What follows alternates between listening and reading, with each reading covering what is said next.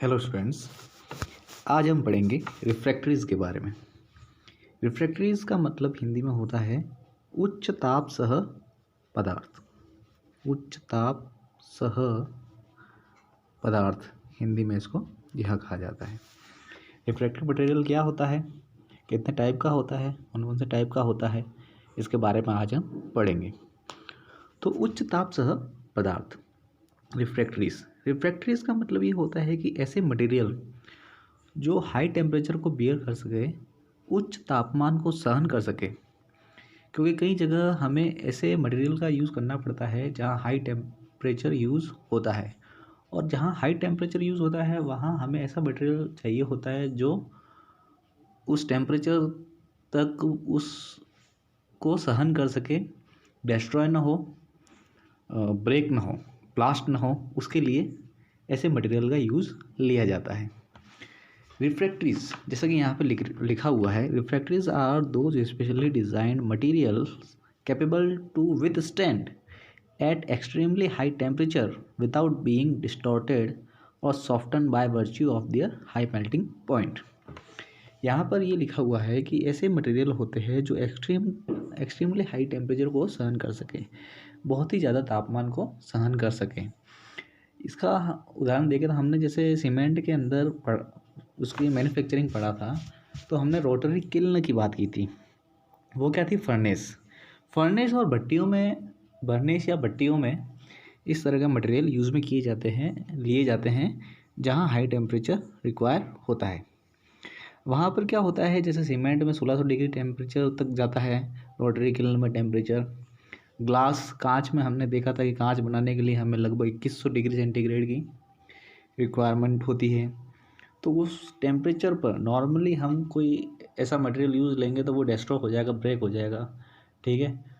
तो उसको हम यूज़ में नहीं ले सकते। तो उसके लिए रिफ्रैक्टरीज उच्च ताप सह पदार्थों का यूज़ लिया जाता है जो हाई टेम्परेचर को बियर करते हैं और एक पर्टिकुलर टेम्परेचर तक मेल्ट नहीं होते हैं और सॉफ्ट भी नहीं होते हैं, ठीक है। ये जो रिफ्रैक्टरीज है, ये केमिकल कैरेक्टर के आधार पर, on the basis of chemical character, रासायनिक गुणों के आधार पर 3 टाइप की होती हैं। पहला है एसिडिक रिफ्रैक्टरीज, दूसरा है बेसिक रिफ्रैक्टरीज, और तीसरा है न्यूट्रल रिफ्रैक्टरीज। एसिडिक, बेसिक और न्यूट्रल, अम्लीय, क्षारीय और उदासीन उच्च ताप सह पदार्थ। अम्लीय उच्च ताप सह पदार्थ, क्षारीय उच्च ताप सह पदार्थ और उदासीन उच्च ताप सह पदार्थ। 3 टाइप्स होते हैं इसके: acidic refractories, basic refractories and neutral refractories on the basis of chemical characters, रासायनिक गुणों के आधार पर। फर्स्ट पढ़ते हैं हम एसिड रिफ्रैक्टरीज के बारे में। एसिड रिफ्रैक्टरीज जो होती हैं उनका जो मेजर या अम्लीय उच्च ताप सह पदार्थ, हिंदी में कहते हैं इसको अम्लीय उच्च ताप सह पदार्थ। एसिडिक रिफ्रैक्टरीज जो होती है वह नेचर में एसिडिक होती है, वह उनकी प्रकृति क्या होती है? अम्लीय प्रकृति वाली होती है। जैसे उदाहरण ले तो clay silica, pure silica. Silica क्या होता है? सिलिका एक एसिडिक मटेरियल है। Silica as a acidic material use में लिया जाता है। तो इनका एग्जाम्पल होगा सिलिका रिफ्रैक्टरीज और फायर क्ले रिफ्रैक्टरीज। जहाँ हमें एसिडिक रिफ्रैक्टरीज की रिक्वायरमेंट होगी, अम्लीय उच्च ताप सह पदार्थों की ज़रूरत होगी, वहाँ एसिडिक रिफ्रैक्टरीज का यूज़ लेंगे, ठीक है। जैसे जहाँ पर कोई ऐसा एसिड यूज़ आ रहा है जो क्या कर दे, किसी केमिकल के साथ बेस के साथ रिएक्शन कर सकता है या न्यूट्रल मटेरियल के साथ रिएक्शन कर सकता है, तो वहाँ पर हम एसिडिक रिफ्रैक्टरीज यूज़ में लेते हैं, जो क्या करती है, उस पर्टिकुलर जो हम मटेरियल यूज़ में ले रहे हैं, जैसे ग्लास में हम मटेरियल यूज़ में ले रहे थे, तो ग्लास का मटेरियल रिफ्रैक्टरीज पर ही रखा हुआ था हमने मेल्ट होने के लिए, रॉ मटेरियल। तो वो मटेरियल मेल्ट होकर उस रिफ्रैक्टरी के साथ रिएक्शन न कर जाए, उसलिए एसिडिक, बेसिक या न्यूट्रल में इनको डिवाइड किया गया है। जो जिसके साथ रिएक्शन नहीं करता हो वहाँ पर उसको यूज़ में लिया जाता है। दूसरा है यहाँ पर बेसिक रिफ्रैक्टरीज, क्षारीय उच्च ताप सह पदार्थ। इसका मेजर कॉन्स्टिट्यूएंट, मुख्य जो संगठन घटक होगा वो बेसिक इन नेचर होगा, यानी क्षारीय होगा। Contain a large proportion of lime और मैग्नीशिया। लाइम हमने पढ़ा था कि लाइम क्या होता है, बेसिक होता है, ठीक है। लाइम और मैग्नीशिया ये क्या होता है, इन दोनों का मिक्सचर भी बेस होता है, क्षार होता है। तो ये basic refractories as a basic refractory use में लिया जाता है। तीसरा है न्यूट्रल रिफ्रैक्टरीज, उदासीन उच्च ताप सह पदार्थ। उदासीन उच्च ताप सह पदार्थ एसिड और बेस का एक्यूरेट बैलेंस होता है। एसिड और बेस का एक्यूरेट बैलेंस होता है, मतलब ऐसे मटेरियल जिनमें 1:1 रेशियो में क्या हो, एसिड भी हो और बेस भी हो, ऐसे मटेरियल क्या कहलाते हैं, न्यूट्रल मटेरियल है, उदासीन पदार्थ कहलाते हैं, ठीक है। जिसमें अम्ल और क्षार का एक प्रॉपर रेशियो हो, 1:1 या 2:2, इस तरह के साथ दोनों समान क्वांटिटी में हो, तो वो जो मटेरियल बनेगा वो बेसिक मटेरियल हुआ। इसके एग्जांपल होंगे कार्बोरेंडम, क्रोमाइट, सिलिकॉन, कार्बाइड, ये सब क्या होंगे, इसके न्यूट्रल रिफ्रैक्टरीज के एग्जांपल होंगे। तो हमने आज पढ़ा रिफ्रैक्टरीज के बारे में। रिफ्रैक्टरीज जो होती हैं उच्च ताप सह पदार्थ, वो ऐसे मटेरियल होते हैं जहाँ हमें उच्च तापमान पर किसी मटेरियल को मेल्ट करने या क्या कोई रिएक्शन करवाने के लिए रिएक्शन करवानी है, तो वहाँ पर ये मटेरियल यूज़ में लिए जाते हैं। ये मटेरियल हाई टेम्परेचर को बियर कर सकते हैं और डिस्ट्रॉय या ब्लास्ट नहीं होते हैं। ये 3 टाइप के होते हैं, केमिकल कैरेक्टर के बेस पर, रासायनिक गुणों के आधार पर, एसिड रिफ्रैक्टरीज, बेसिक रिफ्रैक्टरीज और न्यूट्रल रिफ्रैक्टरीज। अम्लीय उच्च ताप सह पदार्थ, क्षारीय उच्च ताप सह पदार्थ और उदासीन उच्च ताप सह पदार्थ। अम्लीय उच्च ताप सह पदार्थ एसिडिक रिफ्रैक्टरीज का major constituent acidic in nature होता है, और ये इसका एग्जाम्पल है silica refractories, fire clay, bricks etcetera. Basic refractories का मेजर कॉन्स्टिट्यूएंट्स जो है वो बेसिक इन नेचर होता है।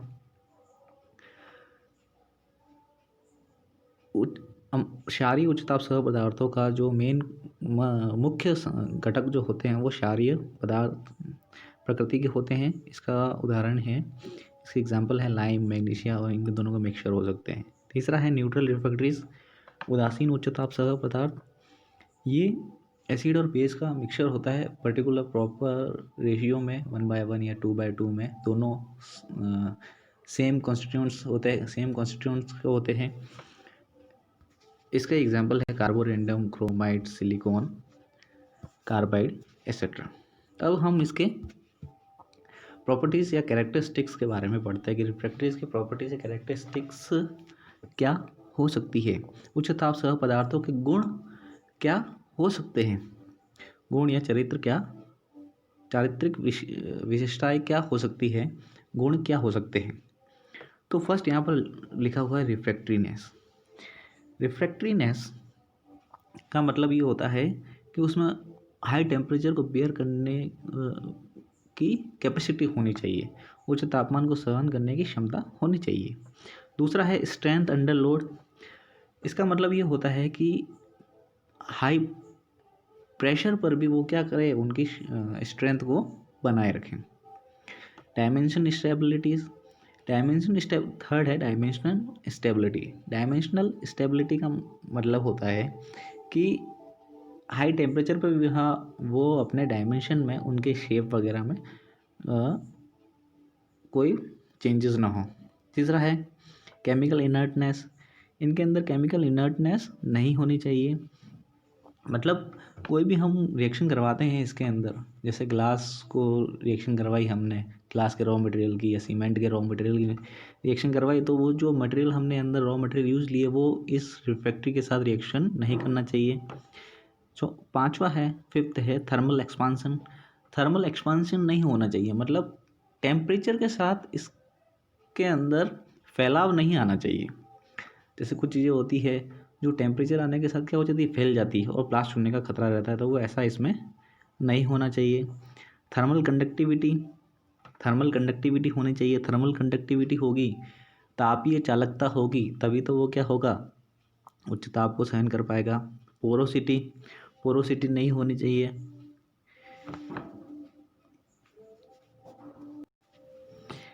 सेवंथ इसमें पोरोसिटी, पोरोसिटी इसमें नहीं होनी चाहिए।